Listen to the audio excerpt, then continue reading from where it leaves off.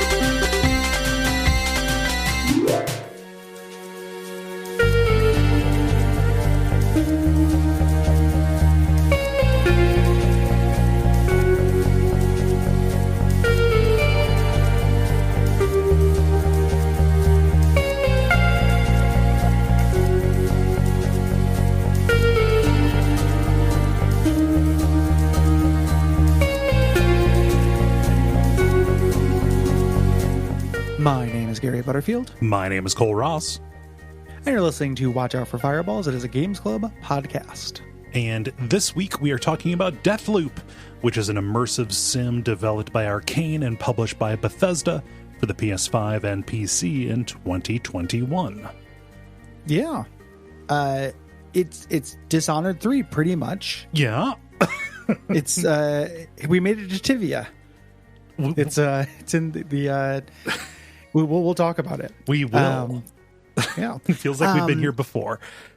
It does feel like we've been here before. This is a weird one, and I wanted an excuse to play it. Mm-hmm. It was weird that an Arkane game came out that I hadn't played, so I just really wanted a reason to go through it. Yeah. So I chose this for our vanity pick. It is our premium episode for this month, which means that everybody is going to get these generalities, and then backers, patrons at the $5 level, will get the entire episode. Yes.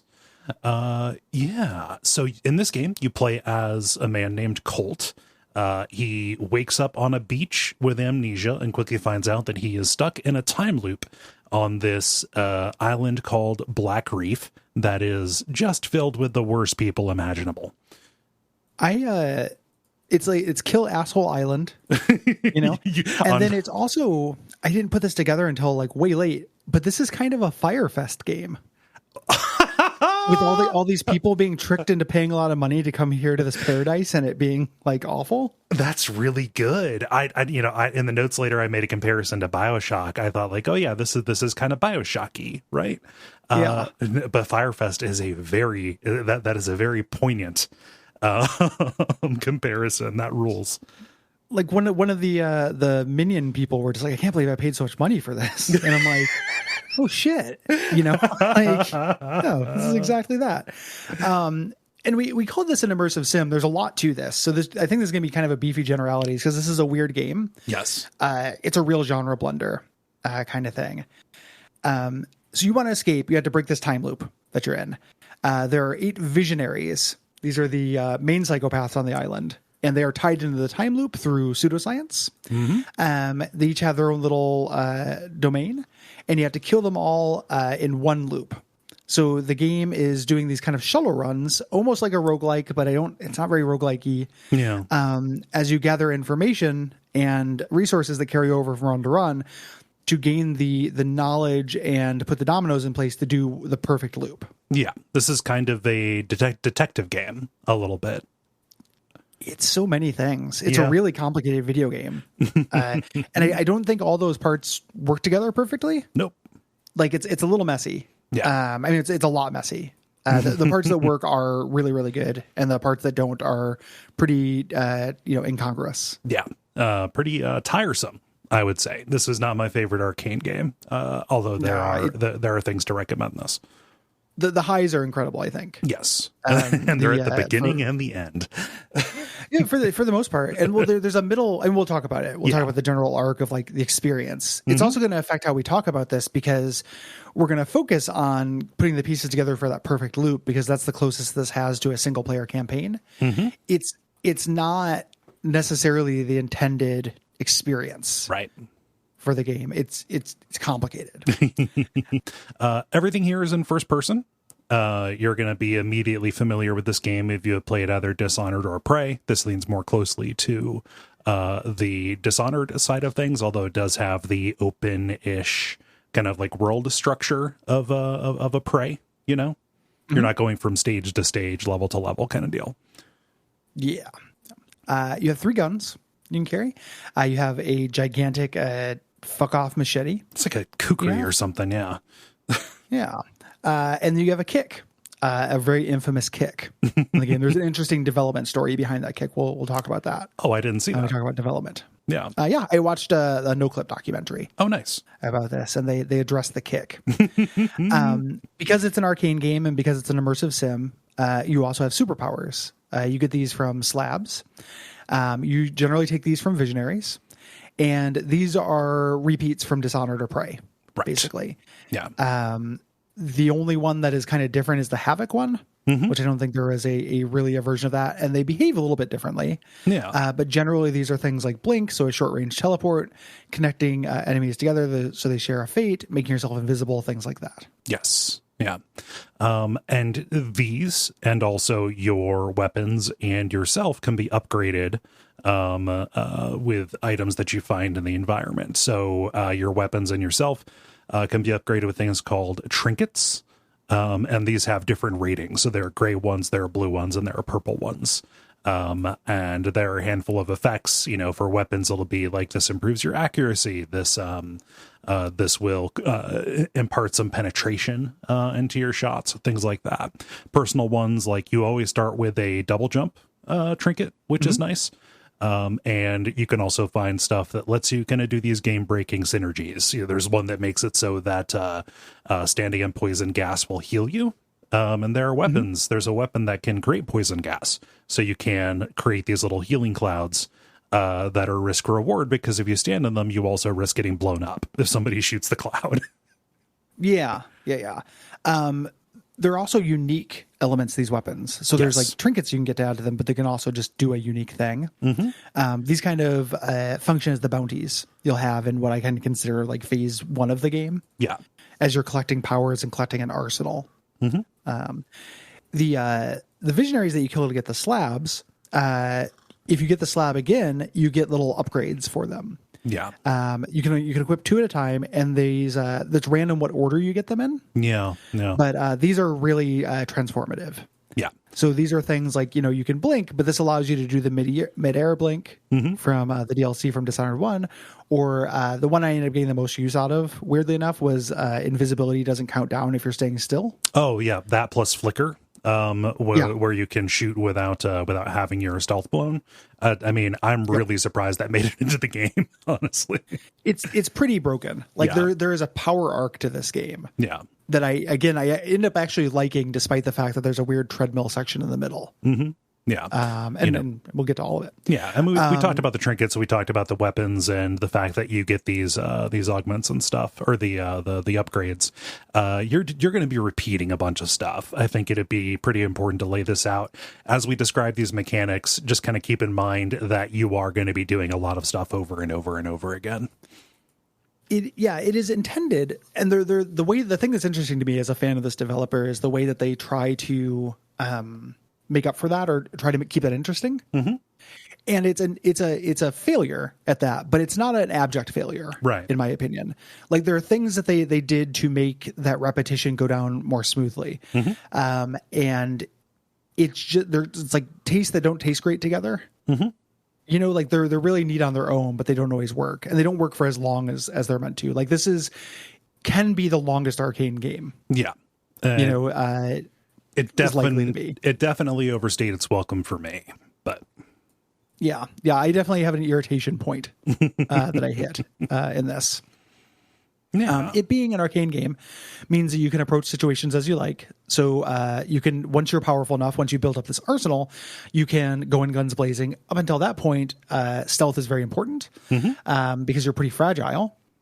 You get little indicators when someone has spotted you. It progresses from white to yellow or red. They'll go and investigate. Standard Arkane style thief, like heavy body stealth. Yeah. You know, you are a big, slow, lumbering thing, and you need to stay hidden from sight lines. and use your own awareness. It is a school of stealth that works really well for me in terms of like the different schools of stealth. Yeah. And it's done just fine here. Yeah. You know, they did it fine in Dishonored. They're doing it again. It's good and satisfying. I mean, this is a game that's about synthesis, not necessarily creating something new out of atoms, right? Yes. Yeah. So you mentioned awareness. That's helped along by this new system that is borrowed. Part of it's borrowed from other stealth games. The one that comes to mind is Metal Gear Solid 5. But marking targets. So if you spot somebody from a distance, you can press down on your D-pad and that will mark them. Meaning that you will kind of always keep track of wherever they're at. This is a way to kind of keep track of threats through walls while still being surprised if there was somebody that you didn't see or somebody who walked in from a different area. If while you're doing this, you kind of hold down that button for a little bit longer and they stay in sight, you will focus on them. And this will reveal their behavior profile, whether or not they're aware of you or think anything's wrong.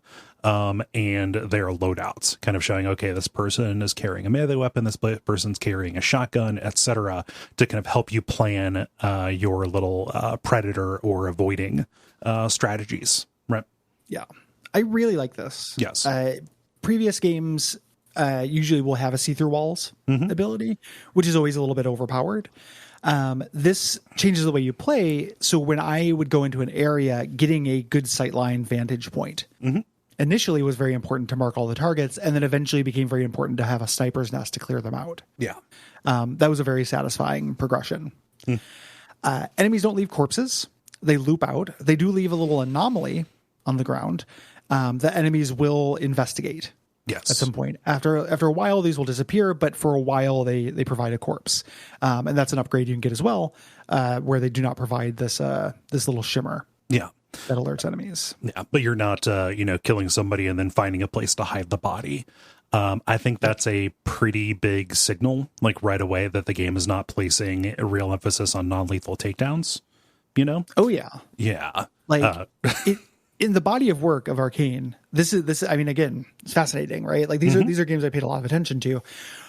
My perspective has always been, I think Arkane has always wanted it to be a viable option to murder people for fun. In video games, and you can watch their career and see them do things to try to underline this and get players to eliminate the idea of good boy points from their brain and engage with the systems in the most fun way that they are. You know, yes. You end up going from Dishonored 2 to Death of the Outsiders, which lacks a chaos mode, or a chaos meter. Then you end up going to Prey, which, the things you're fighting tend to be these horrible alien things. You're not going to care that much about, like, you're not going to non-lethal take down a Typhon. There's not really a morality associated with that. Yeah. The morality is whether you help people in their stories, not whether you like kill them, right? Or whether you just kill mooks or whatever. They constructed a fiction in this game. I don't think this was the purpose of it, but it's a nice knock-on effect. The fiction, and then I think just as important, the tone of this game is that life is cheap and it's fun. Yes, to murder. Yeah. You still have like the fates worse than deaths. Like you can still do the cool way. Yes. Of killing enemies rather than the easy way, but you are not going for a perfect ghost stealth thing. Yeah.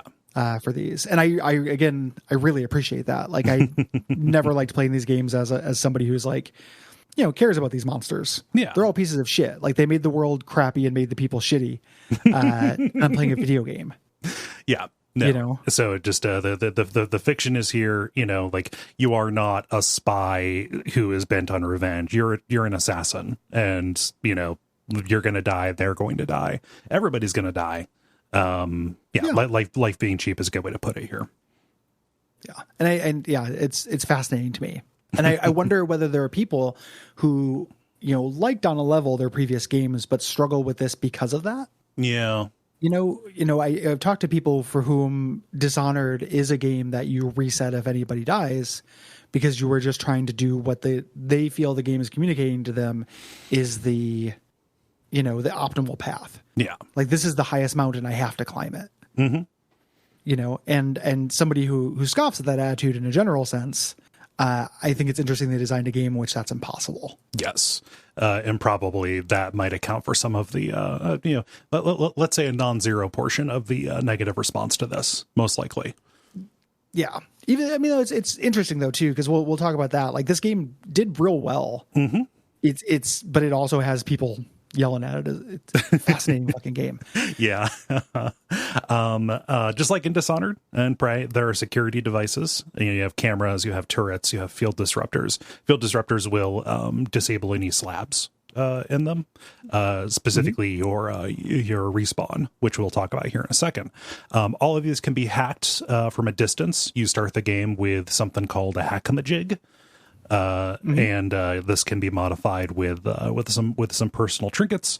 This is usually a good way to do it. It never stopped being satisfying to hack a turret that a couple of people were just kind of standing in front of, dumbly, Yeah. Yeah. Very big security weakness. It's really generous. The hacking, you do it from a distance. You only have to have line of sight once. Yes. And then you can duck behind something and it will continue to have the signal. Mm-hmm. Death is different in this game, and also its relationship to save games. Yes. Previous, games in Dishonored and stuff, one of the things when people get into a complacent gaming mode for those, they get into riding the quick save, like they're playing Max Payne or something. Yeah. Here, the game doesn't allow that. No. Instead, every visionary, of which Colt is one, that's a reveal, but it's not a huge reveal, Right. had the unique slab. They have a unique power. Colt's is called Reprise, and it gives him 2 extra lives. He dies. He drops a little Residium corpse. We'll talk about Residium a little bit later. And you backtrack to a safe distance away, and you're invisible. Yeah. This allows you to reset the situation, either come in invisibly and get the drop on the people who got the drop on you, or kind of run away a little bit and reset aggro, and then go back and do a corpse run to grab your resources. Yep. Here comes Dark Souls. Yes, there's a little Dark Souls in this, in another way too, the big way. Oh yeah, which we'll talk about. It is a Gestalt kind of thing. Yeah. Something that affects this is the fact that because of the looping mechanic, there are no checkpoints or manual saves. If you die, you wake up again at the beginning of the day and have to kind of redo things if there was anything that was, dependent on going to multiple different places. This ended up bumming me out quite a bit. Because, when we talk about this kind of having some farming or things in it, like I can't tell you how many times specifically the Havoc slab going after Fia. How many times I was like, okay, I've got the slab, and then you've got to make it back to your home base in order to lock this in, right? In order to make it so it'll carry over, and got to the point where it's like, fuck it, I'm just not going to use Havoc. We're gonna find another way to make this happen, because farming for it was really frustrating. I find this game to be difficult, not necessarily just because of the, dying quickly, like whatever, but the fact that there is so much, okay, restart at the beginning of this level and kind of do it all over again. If you happen to run out of reprise charges. It's interesting to hear that, because we'll talk about this when we start talking about reception, but the criticisms I've heard of this game, like I went blind on it after the first trailer. I was like, okay, Arkane's making a thing. I'm definitely gonna. I know it has to do with time travel, and then I ducked out. So I didn't follow the reviews and the kind of response, and it either goes into this game is very difficult or this game is way too easy. Those are the two responses.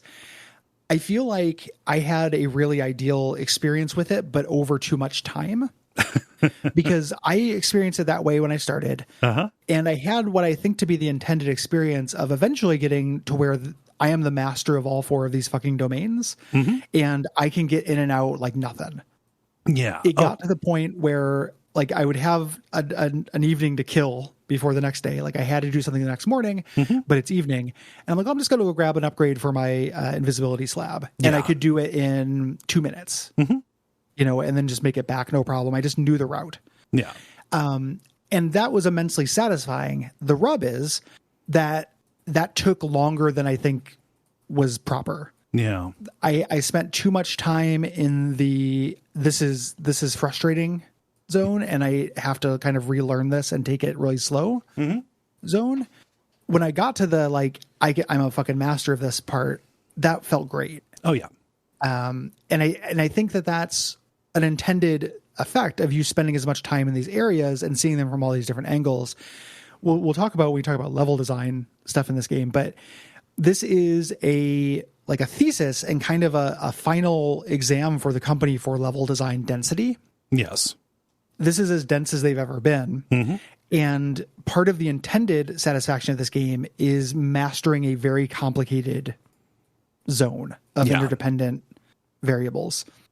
I don't think the thing I agree with you with, I don't think they landed, is I think that it's not tuned exactly right. Yeah. And I think that some of the added systems, while interesting on their own, are only intermittently additive. Mm-hmm. So it took too long for me to get there. Yeah, I also, eventually you reach that point, you break the plane, right? And you're not being dragged behind a boat, you're skiing, right? Yeah. But it did take too long. I think that, I am saying difficulty, but the specific flavor of it is friction. There's just a lot of friction to it. And when we're talking about the density of these levels, something that I feel is working a little bit at cross purposes is that with the iteration loop being so long, die and restart everything over again, to get into position and stuff. I feel like that discouraged for me, it discouraged the experimentation that makes immersive sim games real cool to me. Experimentation and exploration.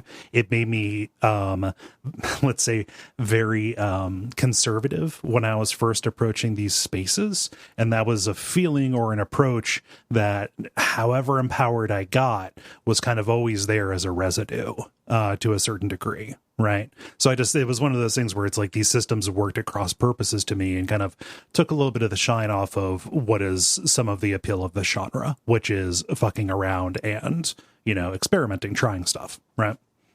What's so weird, right, is that the way I played it, I ended up having both, but that was to its detriment in terms of time. Yeah. Like, I'm just going to bump this up if it's in the notes, but like the arc of this game, we talked about getting the slabs. Yes. What I feel like what the natural way for me to play is, and the thing I warned you off of because it ended up being frustrating for me, is to hunt down your arsenal first. Yeah. And within that is a tiny little Dishonored game that is as good as they've done. Mm-hmm. Like, I have these assassination targets, I have these playgrounds, I have this limited set of tools, I have to get to know these levels and make these kills. Mm-hmm. And that was incredible. Like, me just searching down the slabs was really fun. Yeah. Then you have to actually just put all the dominoes in place for the perfect loop. Mm-hmm. And it gets really prescriptive. And it also ends up becoming a very you don't know how many steps are in a plan. Right. When you get there, when you see it. So like I would do, the most frustrating thing that happened to me was doing the first 3 time periods of the perfect loop. Yeah. And then realize I didn't have something set up for the 4th one. Yeah. Which meant I had to tank that day. And that was that wasted effort. Like, fuck you, do it again. Mm-hmm. And even though by that point I got into where I could do the first parts pretty quick, it was still really frustrating. Yeah.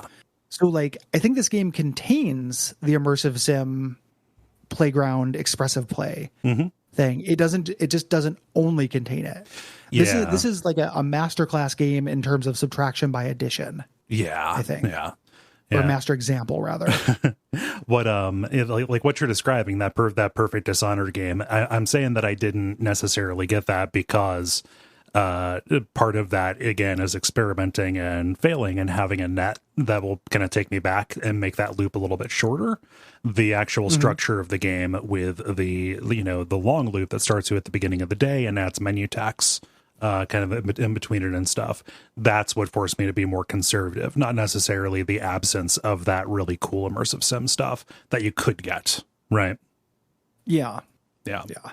It's not that it's not, to me, at least, it wasn't that it wasn't there. It was just that it was hidden. Yeah. Behind a bunch of extra stuff. Like, I want modders to just make this a Dishonored game. Please.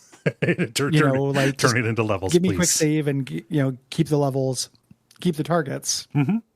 It would be really short, And again, there are things they do. The invasions and the level density, I think, and the time period gimmick are things to kind of shore up that shortness. Yeah. But They don't work together perfectly. It needs to be given the Dead Cells treatment, where it is like, okay, take away the run-based play out of this, and then we're talking. Yeah. Well, Dead Cells has the run-based play. That might not be what we're talking about. Yeah. But like Dead Cells is a good comparison point for the bad things I think this does. Yeah. Where it's just long runs and ends up being very frustrating to start over. Yeah. Fundamentally change this game into something else, and I will enjoy this game.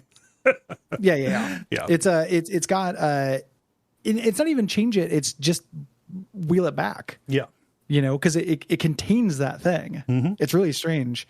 One of the ways it's not a roguelike, we've referenced this thing called Residium before. Residium is a currency in this game where you can pick this up either from visionaries you've killed or from objects in the world, and you spend this to make things carry over from run to run. Yes.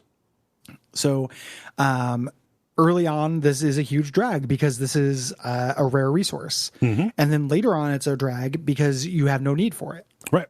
Like eventually it becomes a it's not a gamer treat. Yeah. I've got my loadout.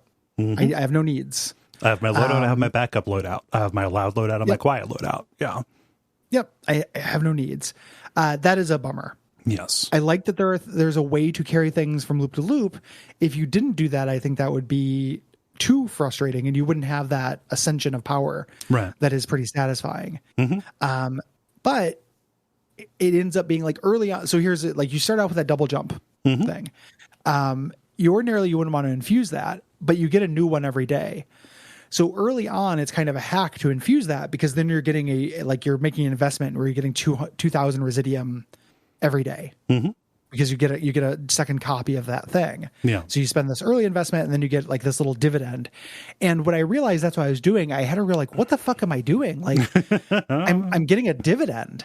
I just created an interest for myself for this currency. That's not what I want to be doing in this like 70s exploitation, super fun assassin time loop game.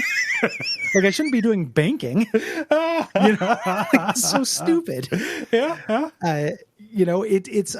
It's pretty contrary to everything else, and you can see what they're doing with it. And it was necessary to have things carry over, but again, it kind of reveals the fundamental like this would have been better without part of the central conceit. Yes. I think. Yeah. And that Residium loop, to get enough of it to customize your weapons and stuff, leads to some of the repetition. You're not naturally, by following the leads, going to get enough to, infuse, every slab and every upgrade you're going to get.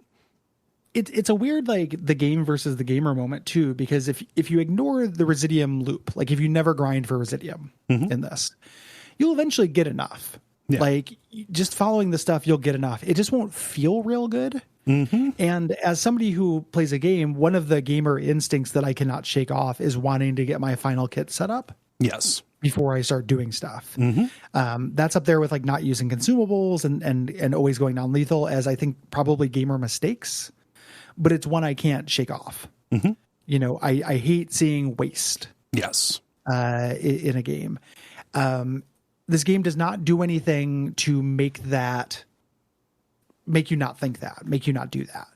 It does other things to nudge you into different kinds of play and discourage different kind of gamer degeneracies, but it doesn't do anything to discourage that. No. I mean, primarily, like, it's also another success. Like, the powers are pretty cool, and the weapon abilities are, it's all tempting. Right? Oh, they're great. Yeah. It's full of fun fucking toys. Nobody makes toys better than Arkane. And I want them. Like, yeah, they're all great. Yeah. It's all really fun to do. But it again, there's a part where it's like, God damn it. Like, well, I don't have quite enough stuff to like, upgrade. I was really lucky. I had an invader and I got a lot of upgrades. Yes. I did not get nearly enough Residium to infuse them all. So either I have to make this horrible like choice, to give one of them up, or I have to just like wander around sucking up toasters, and wheelbarrows and shit, Yeah. Good thing I put that double jump thing in there, so I'm getting an interest yield. Well, it's passive income is what you're getting. And the other side, I mean, I mentioned this before, but the other side of this is equally a problem. Where for the last, like when I was doing the final day and doing all the stuff for that, just ending every run with up to my fucking balls in Residium. Like I had so many trinkets I could cash in for Residium. Yeah, I couldn't spend it in 1,000 loops. God, well, like, what if there's an online component to this? What if you could, like, at the end of a day, any excess residium, you could send it into a friend's world, you know, like maybe at like 1/10 of it or whatever. But it's like there's a package waiting for you at so and so in Updom or whatever. But like maybe make that area a little bit harder, you know, like create a vagrant. Yeah, like make like a Dark Souls, make a monster that appears in someone else's world that is of your residium. It could even be like a copy of Cole, of your character. Yeah. You know, and that person can kill that and get all the stuff. Like there's all kinds of shit they could have done with this excess residium. Yeah. You know, but residium is currency. It sounds real fancy. It's just, there's a lot of science, fun science exclamation point stuff in this game. Yeah. Yeah. So when we say you have a day to accomplish your goal, that probably brings to mind like a time limit. That is not the case. You know, it's not like, okay, a day lasts 2 hours and you got to go and get all of this taken care of. Things are quantized. There are four time periods. You have morning, noon, afternoon, and evening. And the island itself is divided into these 4 districts that will change over the course of a day. Yes. Really, really kindly, I think. Time doesn't pass while you're in a district. So if you go into a place in the morning, it'll stay morning until you leave. Yes. And then when you go to the next place, then that's when it'll turn to noon. This is how they have, you know, justified having 4 levels in the game. It's not only making them really dense, like each of these are basically 2 Dishonored levels stuck together, but it's by changing them in the time districts or the time periods. Yeah. So it's kind of like there are 16 levels, kinda. You know, there's not as big a difference, but when you run into difference and when you can do causality stuff, it's real fun. Yeah, you get that Mega Man X Alpha Protocol kind of thing. Yeah, like a Day of the Tentacle shit. Yeah, that stuff can, you know, make you feel like a genius. So as time goes on, the districts will change. Like a snowstorm hits, there's a really big party. Things you do will affect things. As we mentioned, sometimes this is for puzzles, but sometimes it's just like, you know, the very first level, like there's a candy shop and I'm like, I'm going to smash this shit up. And then later it was like graffitied and wrecked. But if you don't do that, people are still using it. Yep. You know, that's real fun. Like that, I think that is undeniably a cool and fun idea. Yeah, I like that quite a bit. So it's pretty good. Also, the events that happen, you know, like big set piece kind of things, those don't happen without you. Things are kind of timed like a theme park tour, haunted house. You know, big things that are, you know, necessary or revelatory will happen as you stumble on them, right? So when you walk into this hangar, then Harriet starts her sermon, right? There's kind of 2 types. There's those, and there are things that are on a timer. Yeah. There aren't very many things that are on a timer. Yes. So, for example, like when you go to the party at the end, your target will give his speech after a certain amount of time there, and you have to get to the party in time for it. Yes. So it kind of has its cake and eats it too. The way that you are finding this stuff, when you go out of the I'm freeform hunting the visionaries mode and go into I'm going to play the plot of the game mode, you get these quest lines. These are called leads. You get visionary leads and arsenal leads. Arsenal leads are for these like legendary unique weapons or for getting slabs. Visionary leads are not just for killing your targets, but also for manipulating them. Right. Because the conceit of this, the reason why there's a perfect loop is because you cannot get everyone just going from person to person. Right. They move around too much. You have to conspire to get them in the same place at the same time. Yes. Yeah. What you don't want is 2 different people who are only holed up in different places in the morning. You need, it's kind of like arranging like a Google Calendar for a team. You need to make sure that, okay, if I can't get this person in the morning because I have to get this other person in the morning, I need to move them over to this different place later on in the day. And each of the different visionaries has their own story. They have their own kind of relationships with the different visionaries, and you have to, you know, perform sabotage to get them into the places and open up the opportunities to get all of them in one day, given this kind of quantized time limit system that's happening. And on the surface, as a thing, I think that's really cool. You know, like, oh, this person can't go to the party because they're doing something. How do I sabotage the thing they're doing so they have to go to the party? That's undeniably really, really cool. Yeah. The thing that makes it not cool is that there's only one way to do it. Yep. And that the step to doing it, or the way to do it, is through these convoluted and very prescriptive steps. Right. Like, that's the part that sucks. What you're actually doing, I think, is real slick. Yeah. You know, as an idea to kind of socially engineer this way to get everyone where you need them to be by fucking around and manipulating them. Undeniably super cool. It would have been way cooler if it wasn't just from following quest markers and just going and doing the thing. Yeah. If You there know, was this like should have also been simmy. Right. Take away the quest markers, you know, like a pro level Hitman kind of experience, or Morrowind it, And or give you something many like that. ways to do it. Yes. Like, not just get rid of the quest markers, but there should be multiple ways to get, you know, blankety bloop to the party. There should be multiple perfect loops Right. that you can do. Like different modular ways that you can fit that stuff together, not just one.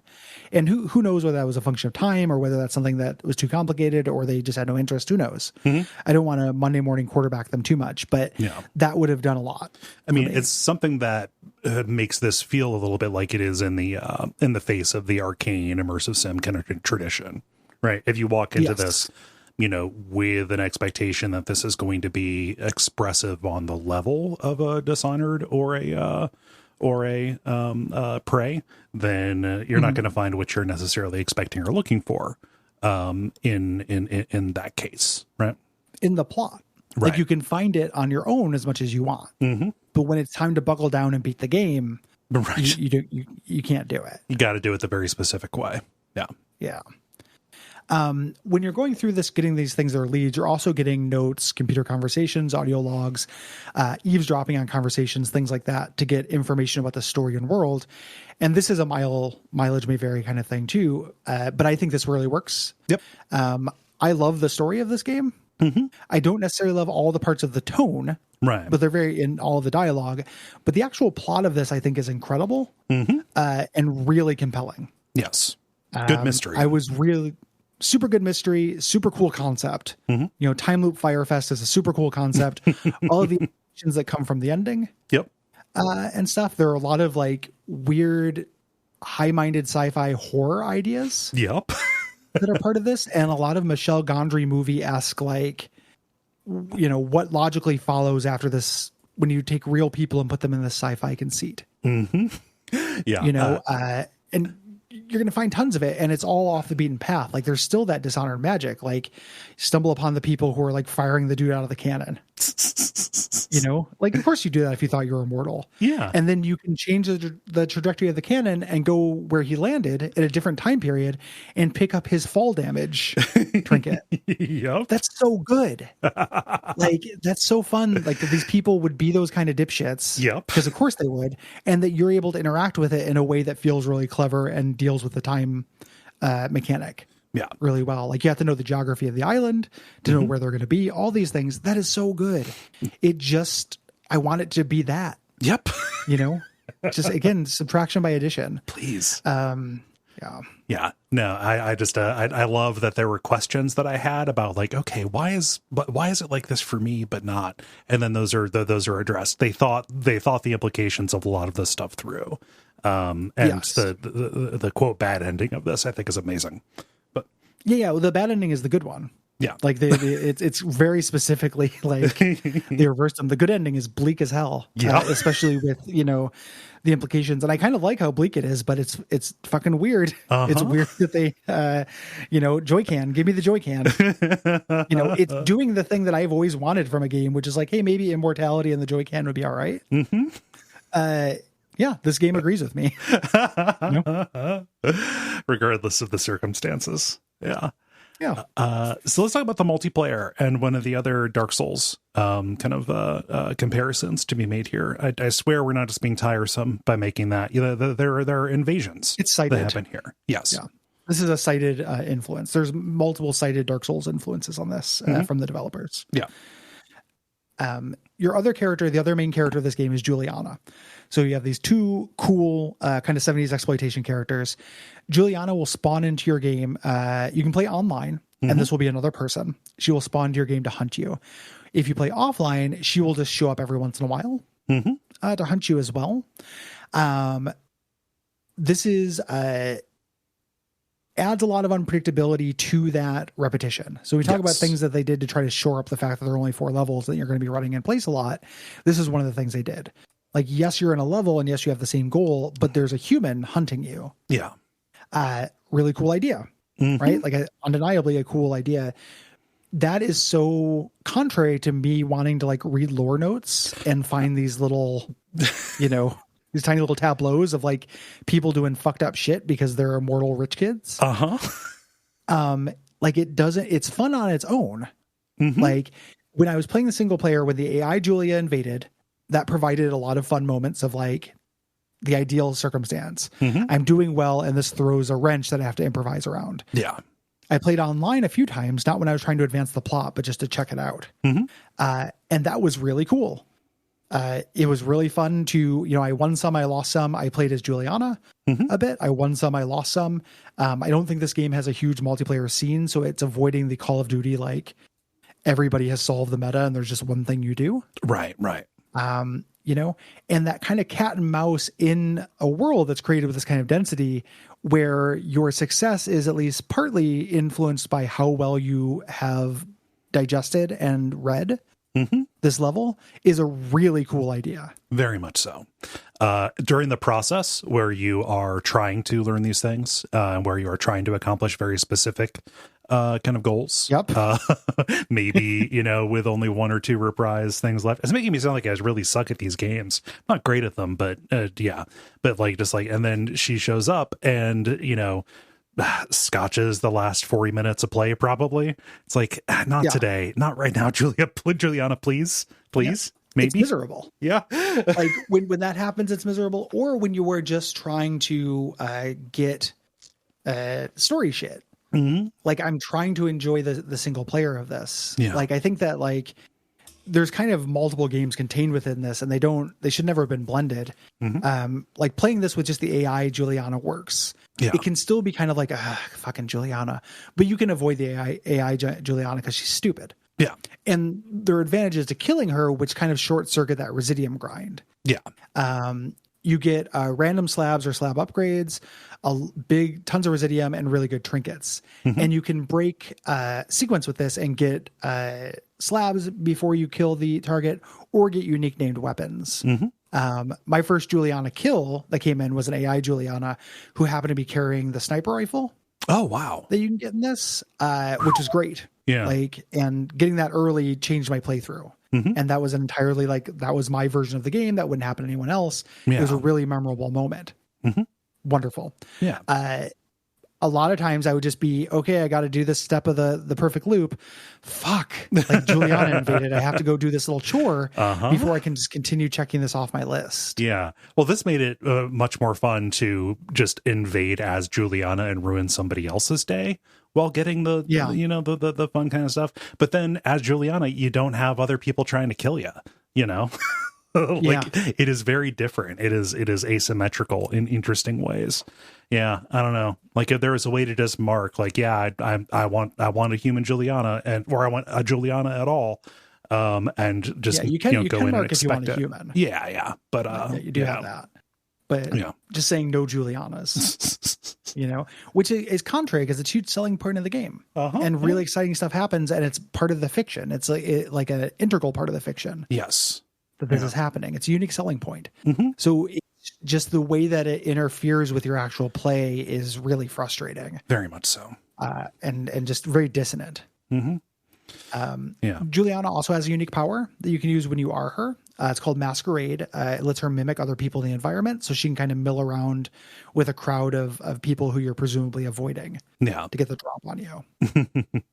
Yeah, I love that. I love any time it's like, okay, the multiplayer involves pretending you're a machine. Go and see like Assassin's Creed Brotherhood. Like that is an amazing idea for multiplayer, and it's fun here. You can also disguise yourself as Colt. Colt has a very distinctive appearance because he insists on wearing the loudest jacket possible. Big loud jacket. Yep. He's a jacket man. Everybody knows to look out for him. Like they have explicit orders to, to kill him on sight. So if she goes around as Colt and gets everybody riled up, that'll like blow stealth and draw attention. Bunch of stuff like that. There are lots of cool strategies you can use and exploit as Juliana. One of my favorite ones is that when you invade, you shut off Colt's exit strategy. So you have to hack a specific device. Yeah. So the way it's balanced for multiplayer is actually really clever for an asymmetrical versus game. Yeah. Like Colt gets extra lives. You only have one life, but you can alert, the whole level is against Colt. You can alert the Eternalists who are around the mooks. You also, Colt, in order to win, has to go to a specific spot that you know. 2 spots. He has to go to hack his thing and go back into his cave. Yeah. So you can trap or ambush those areas or something like that. Like, that's really fun. Mm-hmm. It's just not what I want to be doing at the same time I'm playing Dishonored. Yeah. So it's the game kind of tripping on itself, which is Deathloop.txt. Yep. The aesthetics of this game, I also think, are a triumph. Mm-hmm. If I were a deranged billionaire, I would recreate my home to be the first library you go into. That's so good. This thing, it's these little like record listening pods mm-hmm. And stuff. It's this like 60s, like really fucking shagadelic, groovy Austin Powers shit. Extremely groovy. Yeah, it's got mojo. It does. Is what it has. Yeah. Yes, yeah. Baby. Yes. Yeah, baby. It's got that mid-century stuff. God, I hope mid-century stuff doesn't, like, it feels like it's about ready to go back out of style, but we've had oh, go ahead. Cash in. Like when that happens, just buy up all the egg chairs for pennies on the dollar. Oh, now I am the king of this kingdom. Yes. But yeah, just tons of, it's all kind of like in this mod style, which is really good. Excellent graphic design on like the signage and propaganda and stuff, which is a great way to communicate stuff about this world. I love the visual design on this. Like it's got as much, if not more, charm than the station on Prey, right? Yeah, it's a lot less antiseptic than parts of that were. Yeah. I also am going to do a big shout out to the soundtrack, which is my favorite Arkane soundtrack. Oh, it's so good. They've done. It's really good. I've been like listening to it in my off time pretty consistently. And then the funky, like once the battle starts, music is really, really good, especially the up down one. Oh yeah, is just really, really good. Your regular enemies, your visionaries are just kind of dudes and ladies, but the regular enemies, the Eternalist, because of the Fyrefest contract they signed, all have to wear these creepy featureless masks. This was in a bid to get rid of like a caste system and make sure they're all lower than the visionaries. Of course. And then they wear body paint and stuff all over them. So they look cool. Yeah. Everybody looks cool and creepy. It's really cool. The world is kind of littered with these they live messages that only you can see. I like what they do with playing around with who is writing these and what they're communicating to you. I always like when 3D text is in the environment, and these will provide both kind of like gameplay tips, like maybe try going around or maybe don't go loud, stuff like that, about environments and encounters, things like that. But they also give character and story detail.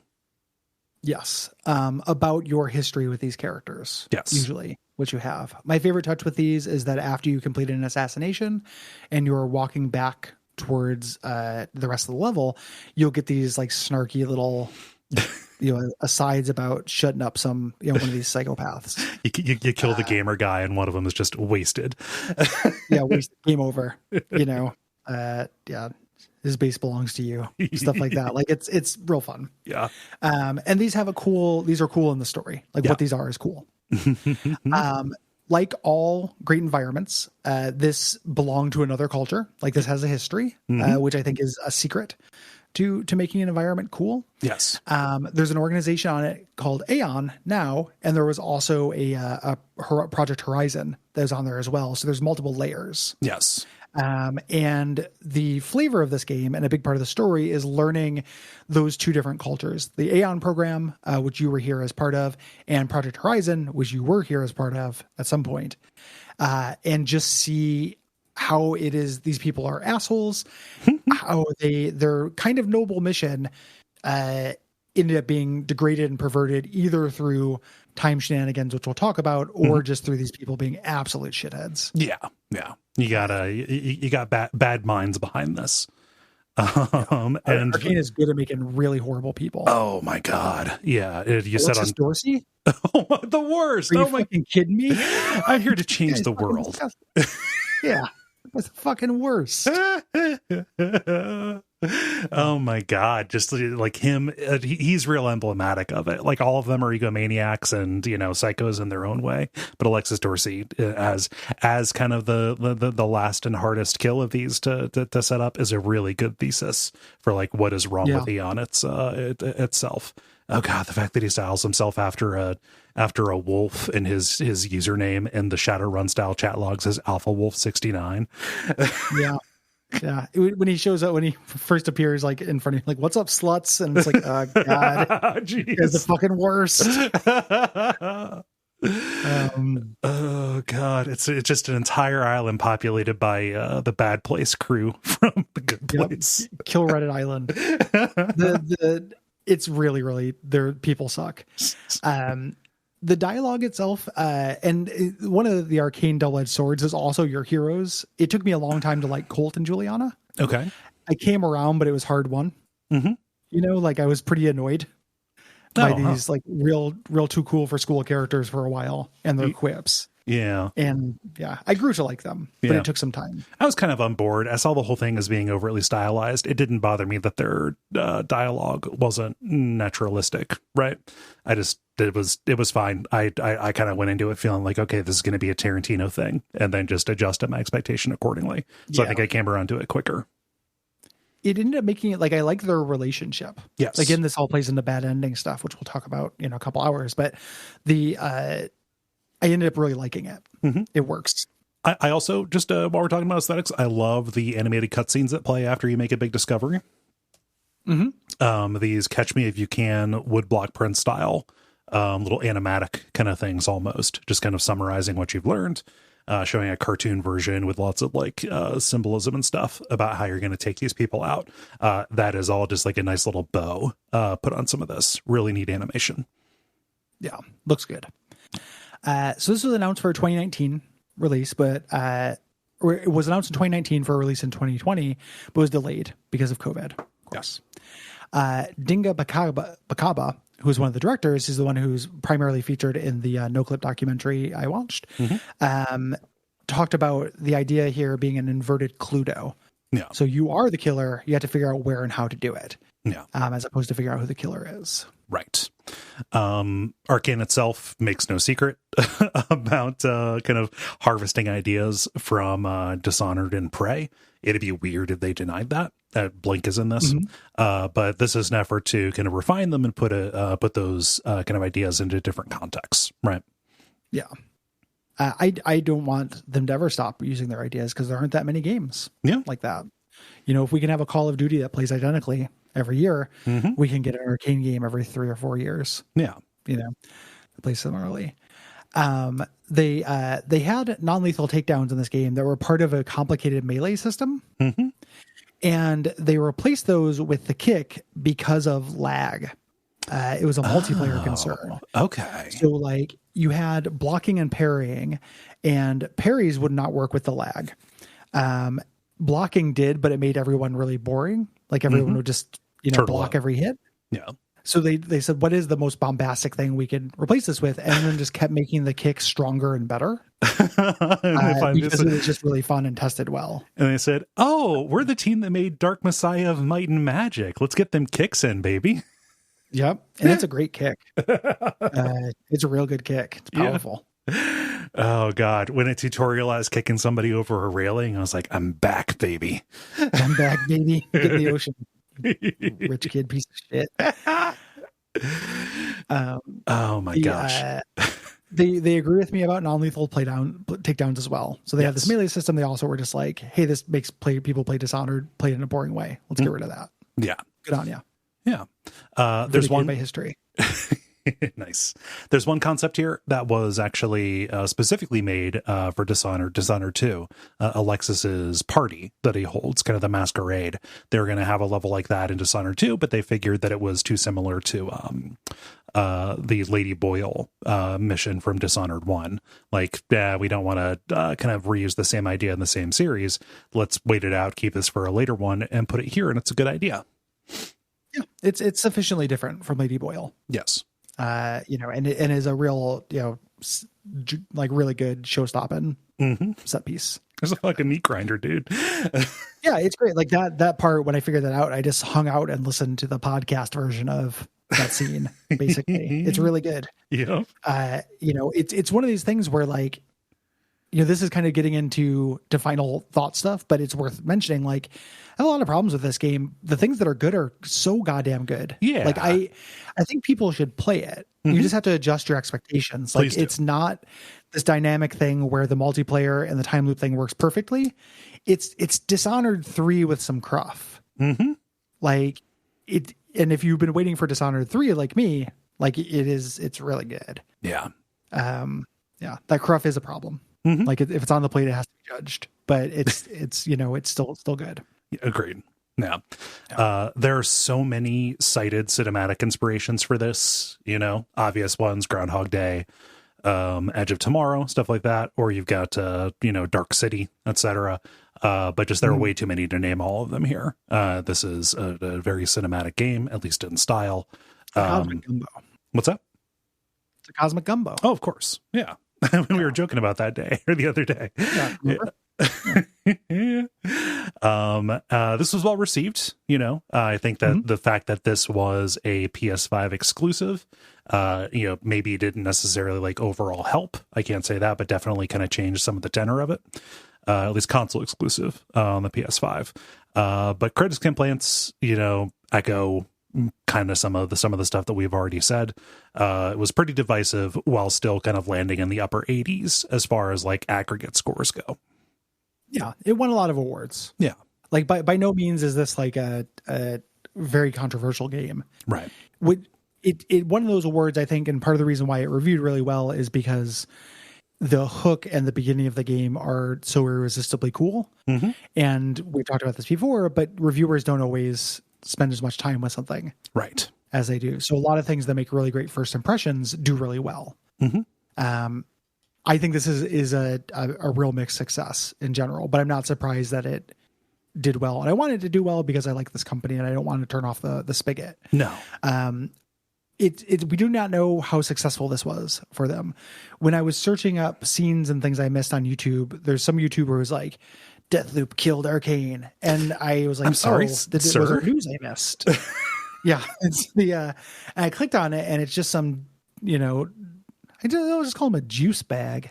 Instead of a douchebag? I don't want to call him a douchebag. Is that what he was? So what popped in my head was juice bag. Some juice bag on YouTube who's just like, there's no way. They're done. They're fucking done. I was like, you don't know that. This is just single player games are done bullshit that's been going on forever. Yeah. Give us some time.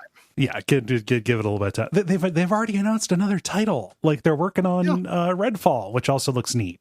Like, I'm down. But also as multiplayer, it's co-op, but multiplayer though, so maybe it's going to be Dishonored with Left 4 Dead attached to it. Maybe. I don't know. Like, we'll see. I'll try it because it'll have a fucking scene like the lady you have to go find and stop her from killing herself in this game.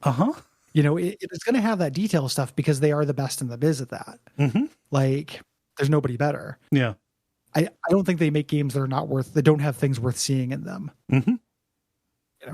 Yeah. Or was there anything like from the generalities that I was missing? I didn't see that no clip documentary. That basically it just talked about them, how they went about making the game, and it's stuff that they've talked about other places as well, like trying to get people out of complacency. Yeah. And everything. I want to throw a dishonorable mention to something I saw about this. So a creator who I really like, Mark Brown, who does Game Maker's Toolkit, did a video comparing this unfavorably to Moon Crash. I still have not played Moon Crash, so I can't speak to that completely. But the things that he was complaining about felt nuts to me. Like, it wasn't about it being grindy. It was just about it becoming easy and it not being a nonstop. Like, he was like, oh, this would be better if you couldn't keep your stuff from world to world. This would be better. And I was like, no, it wouldn't. Like, that leans more into the side thing that this is doing and not doing as well. This is something where I think that a more conservative approach actually would have been a lot stronger and make the PvP thing a DLC or something. Yes. You know? Yeah. Like they did with Moon Crash. There's not anything else I think that we missed. Gotcha. Yeah. Well, this is the end of the free portion of the episode. Yeah. If you are hearing this, we really appreciate you listening. If you would like to hear the full episode and then all of our other premium episodes and Button Fireside Chat and Unfilmable and join the Slack, go to our Patreon. Patreon.com/Duckfeed.tv. You get a lot of stuff for it for $5 a month. Just $1.25 a week. Yeah.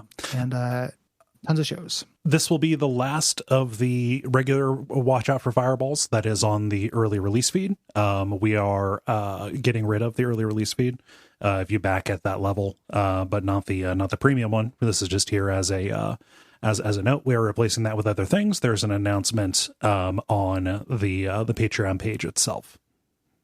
Yes. Yeah. They'll kind of explain that. So, and we also talk about why we're doing it in a previous episode. Yeah. So we appreciate you. Please consider doing that. And we'll see you next week for the dispatch. Yes, we will.